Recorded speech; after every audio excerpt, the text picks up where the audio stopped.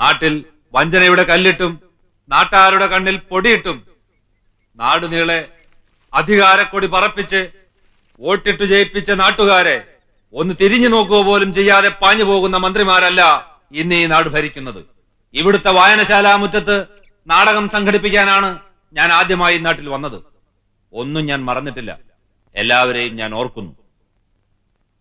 എന്നോടൊപ്പം തോളോട് തോൾ ചേർന്ന് നിന്ന് ഇന്ന് നാട് ഭരിക്കുന്ന ഈ പ്രസ്ഥാനത്തിന്റെ സന്ദേശം ഇന്നാട്ടിൽ പ്രചരിപ്പിച്ച ശൗരി. വർഷങ്ങൾക്ക് മുൻപ് ഇന്നാട്ടിനെ ചോറൂട്ടി വളർത്തുന്ന ആയിരപ്പറപ്പാടം സാക്ഷിയായി അന്യായത്തെ ഒറ്റയ്ക്കെതിർത്ത് ഒളിച്ചോടേണ്ടി വന്നു. അന്നത്തെ നിയമം ശൗരിയുടെ മേൽ കൊലപാതക കേസുകളാണ് ചാർജ് ചെയ്തത്. ഈ മന്ത്രിസഭ അധികാരത്തിൽ കയറിയതിനു ശേഷം തീരുമാനമെടുക്കാൻ വേണ്ടി ആദ്യമെടുത്ത കേസുകളിൽ ഒന്നാണത്.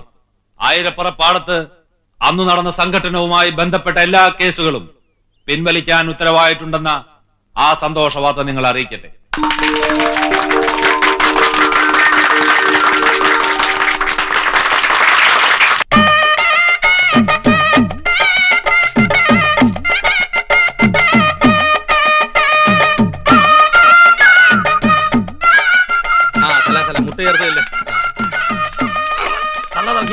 നമസ്കാരം സാർ.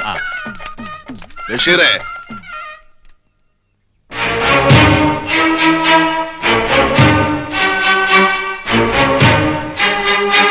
ശൗരി? അതെ ബഷീറേ, വായനശാല മുറ്റത്ത് തോളോട് തോൾ ചേർന്ന് തന്നോടൊപ്പം നിന്നു താൻ പറഞ്ഞ ശൗരി. ഈ നാടിന് അന്നമൂട്ടിയ വീടിന് വേണ്ടി കുത്തുകൊണ്ട് മരിച്ച പാപ്പിമാപ്പിളയുടെ മകൻ ശൗരി. ബഷീറേ, താനെന്ന് ഞങ്ങളെ കൊണ്ട് കളിപ്പിച്ച നാടകത്തിലെ ശരിയായ ഹീറോ താനായിരുന്നു എന്ന് എനിക്കിപ്പോഴാണ് മനസ്സിലായത്. മന്ത്രിയായല്ലോ. നന്ദിയുണ്ട് ബഷീറേ. ഇങ്ങനെ ഉറക്കെ സംസാരിക്കാനുള്ള സ്വാതന്ത്ര്യമെങ്കിലും എനിക്ക് തിരിച്ചു കിട്ടിയല്ലോ. എന്റെ അമ്മച്ചിയും പെങ്ങളും എല്ലാം ഞാൻ അറിഞ്ഞു. എങ്ങനെ മരിച്ചു താൻ അന്വേഷിച്ചോ? ശൗരി, നമുക്ക് പിന്നെ സംസാരിക്കാം. പറ്റില്ല, എനിക്കിപ്പ സംസാരിക്കണം. തന്നോട്, മന്ത്രിയോടല്ല, എന്റെ ബഷീറിനോട്. നീ പോടാ ചെറ്റേ. ശൗരി, ഞാൻ പറയുന്നത് കേൾക്കണം. നാണമില്ലേ ബഷീർ തനിക്ക്? ഇറക്കുമതി ചെയ്ത വെപ്പാട്ടികളെ നിരത്തി നിർത്തി ഈ പന്ന ചെട്ടിയാരൊരുക്കിയ താലപ്പിലയിൽ നുണഞ്ഞ ഈ വീട്ടിനകത്ത് കാലുകുത്താൻ അന്നമൂട്ടുമേടെ തനിക്കൊന്നും കയറാൻ തോന്നിയില്ലല്ലോ.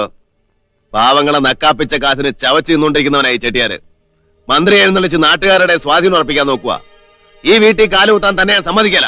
ശൗരി, ഞാൻ പറയുന്നത് കേൾക്കണം. പറ്റില്ല, ഞാൻ പറയുന്നത് താൻ കേൾക്കണം. ബഷീറെ, MLA മന്ത്രിയാകാനുള്ള ഏണിപ്പടി മാത്രമല്ല രാഷ്ട്രീയം, അത് മറക്കരുത്.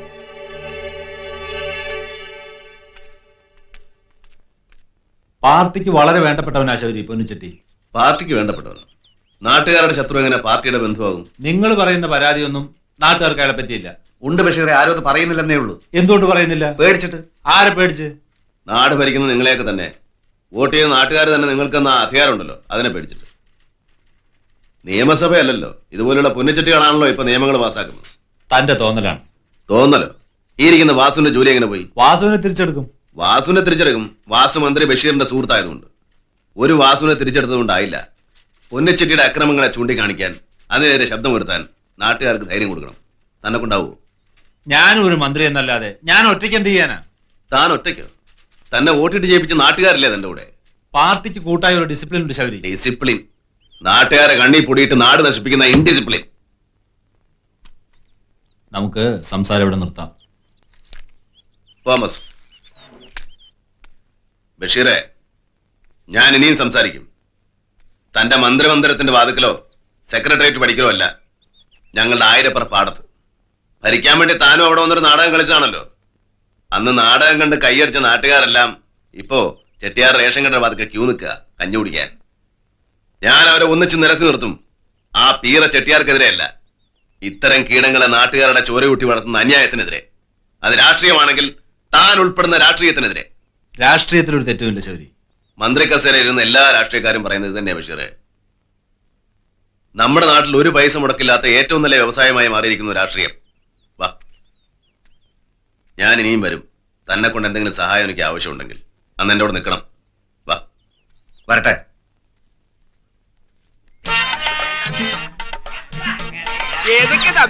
എന്നെ എന്നും ഓർക്കാൻ. உடம்பே பாத்துக்கோ. வரேன் தம்பி.